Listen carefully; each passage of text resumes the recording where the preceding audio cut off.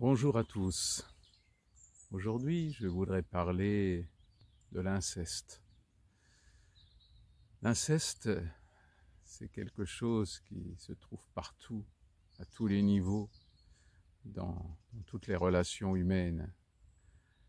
Donc cette vidéo n'est pas là pour faire l'apologie de l'inceste ou diaboliser l'inceste. C'est juste pour éclairer au niveau spirituel le sens de l'inceste. Car l'inceste est un interdit divin. Mais comme tous les interdits divins, c'est-à-dire des lois divines, l'être humain n'arrête pas de les transgresser. Et c'est comme ça qu'il arrive à comprendre la vie et peut-être à grandir dans son karma. Donc l'inceste, il y a bien sûr plusieurs niveaux. Il y a des relations simplement légèrement incestueuses, et puis il y a des incestes terribles entre un père et sa fille, ou la mère et son fils, ou d'autres solutions. Car dès qu'il y a un pouvoir, une relation de pouvoir, ou une relation où l'autre est soumis à une personne, s'il y a abus sexuel, il y a inceste. Même si ce n'est pas le père, même si ce n'est pas un enfant, c'est toujours une relation incestueuse. Donc l'inceste, il est vraiment partout. Mais en même temps, je souhaite par cette vidéo ne pas le diaboliser, car il fait partie du chemin divin de la plupart des gens. Il faut vraiment avoir cette notion du karma. Le karma, c'est-à-dire que l'on est là pour avoir des épreuves, des fois terribles, des fois extraordinairement fortes, mais c'est parce que nous sommes prêts à les vivre. Pour que ces traumatismes, qui sont des fois mis de côté dans notre corps, et bien souvent d'ailleurs, je vois tellement de gens qui ont le corps abîmé, transformé par les traumatismes non acceptés, non digérés. Donc le chemin spirituel par rapport à l'inceste, c'est vraiment de comprendre déjà dans notre instinct, dans notre chemin d'âme, comment il s'inscrit. Donc bien sûr, il est important de méditer. La méditation est indispensable pour justement sortir de nos colères, sortir de notre côté victime, pour arriver à voir quel sens ça peut avoir dans notre histoire. Et j'ose dire que de voir comment ces épreuves, cette épreuve particulière dans notre vie d'enfant ou dans notre vie d'adulte, a pu avoir un sens positif. C'est pas facile, c'est même très long et très difficile. Pourtant, il n'y a pas d'autre chemin que celui-là. Combien de gens restent dans le côté victime de ce qu'ils ont subi. Mais le côté victime leur empêche de voir la résilience qu'il peut y avoir dans leur histoire. Et pour pouvoir, bien sûr, être heureux. Il n'y a pas d'autre direction de la vie que d'être heureux. Et donc, comment être heureux après avoir subi des épreuves pareilles? Déjà, déjà comprendre que de ne pas rester dans le côté victime. C'est comme une paralysie, ce côté victime. Donc, il faut s'ouvrir au sens de la vie. Il faut s'ouvrir au sens de notre vie, de notre destin. Et de voir, en retrouvant ce traumatisme, de voir comment il a pu apporter quelque chose de positif dans notre vie. Positif dans le sens de grandir, dans le sens de développer des dons personnels, dans le sens de pouvoir mieux servir l'humanité plus tard. Pas dans le sens de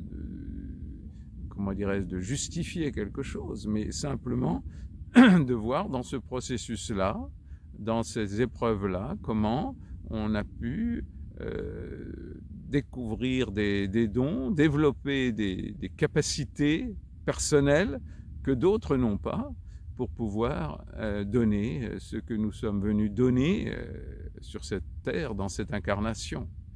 Mais pour ça, c'est un long travail. C'est un long travail, et le côté spirituel est indispensable. Plus la blessure est importante, plus la vision spirituelle de notre destin est importante. Et j'affirme que toute blessure, quelle qu'elle soit, et Dieu sait que j'en ai vu, que ce soit les miennes ou d'autres, elles peuvent être extrêmement profondes, mais ça ne fait rien. Il y a toujours une solution de résilience. Et la résilience, j'en ferai une vidéo dimanche prochain, ce n'est pas de guérir, c'est simplement de comprendre le sens de notre vie et de cicatriser nos blessures pour en faire des dons, des capacités, développer quelque chose qui nous est propre et qui n'est pas les capacités du voisin, pour pouvoir apporter ce que nous devons apporter. Donc toute blessure, je l'affirme, a une possibilité de résilience. Encore faut-il, comme l'inceste, ne pas diaboliser, et ça n'empêche pas la souffrance, hein. La souffrance peut être terrible. Et justement, dans cette façon de se cicatriser de notre blessure d'inceste, ou même de se cicatriser aussi de l'inceste que nous avons pu faire subir, car on n'est pas rare, toutes ces personnes qui ont d'une manière ou d'une autre fait une relation incestueuse avec quelqu'un qui nous était soumis, ou nos propres enfants, même si c'est des fois simplement très subtil, cette relation incestueuse.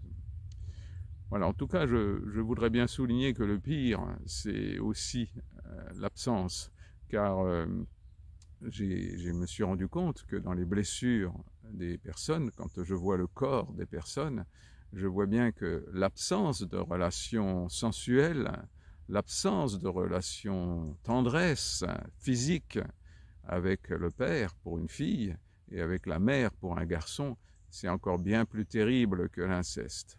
Mais ça, c'est pas si facile à accepter, et je vous assure que souvent on peut avoir des graves blessures beaucoup plus profondes qu'on n'ose pas voir, qu'on croit que c'est pas possible d'être blessé à ce point-là, et pourtant si. Donc l'inceste, c'est terrible, l'absence d'inceste, c'est encore plus terrible, l'absence de relation, disons, à cette frontière de l'inceste, car la relation sensuelle d'un père à une fille et d'une mère à son fils sont indispensables pour grandir. Le seul problème, c'est que c'est l'adulte qui sait où est la frontière à ne pas dépasser. C'est pas l'enfant qui peut le comprendre, c'est pas la personne qui est soumise qui peut le comprendre, c'est la personne qui a le rôle d'adulte et qui a la responsabilité. Et je vous assure que par mes expériences, c'est très très difficile comme épreuve d'oser la relation sensuelle, tendresse, tout en ayant la responsabilité de cette frontière à ne pas dépasser. Et elle n'est pas facile du tout, et la souffrance d'un père qui veut bien assumer son rôle, la souffrance d'une mère qui veut bien assumer son rôle, et ce sont des épreuves qui sont très très fortes aussi. Mais c'est le bonheur de faire ce que la vie nous demande, hein, avec notre responsabilité, et donc la conscience de ce que l'on fait. Et la conscience est indispensable pour être vraiment à sa place, à sa juste place, mais y être vraiment à cette place-là.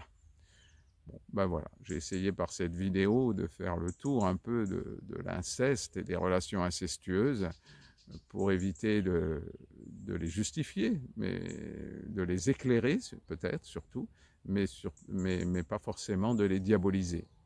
Chaque vie est faite d'épreuves, hein, donc il n'y a pas à croire qu'il pourrait y avoir une vie sans épreuves, ça n'existe pas. Au contraire, c'est la passion de la vie, les épreuves. Voilà, ben je vous embrasse tous et bon courage pour vos épreuves, et toujours du soleil dans votre cœur et plein de tendresse pour vous. Au revoir.